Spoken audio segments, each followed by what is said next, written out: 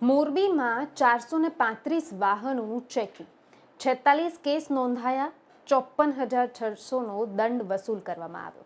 વિગતવાર વાત કરીશું આ વિડીયો દરમિયાન. નમસ્કાર, હું જાનવી બારોટ, બીબી ન્યૂઝ ગુજરાતમાં આપનું હાર્દિક સ્વાગત કરું છું. મોરબી જિલ્લામાં ટ્રાફિક પોલીસે વિશેષ ડ્રાઇવિંગ હાથ ધર્યું હતું. આ દરમિયાન 435 વાહનોનું ચેકિંગ કરવામાં આવ્યું. પોલીસે કુલ 46 કેસ નોંધ્યા છે. ચેકિંગ દરમિયાન નંબર પ્લેટ વગરના 21 વાહનોને પકડવામાં આવ્યા છે. માલ ઉપર તાલપત્રી વગર ચાલતા 8 વાહનોને કાર્યવાહીમાં લીધા છે. લાયસન્સ વગર વાહન ચાલકોના 9 ચાલકોને ધરપકડ કરવામાં આવી છે.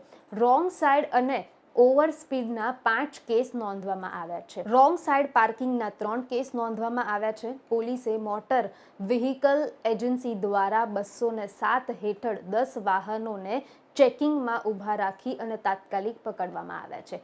ટ્રાફિકના નિયમોના ભંગ કરનાર વાહકો પાસેથી કુલ 54,600 રૂપિયાનો દંડ વસૂલ કરવામાં આવ્યો હતો. વધુ સમાચાર, વધુ વિગત સાથે ફરીવાર મુલાકાત કરીશ. હાલ મને રજા આપો. નમસ્કાર.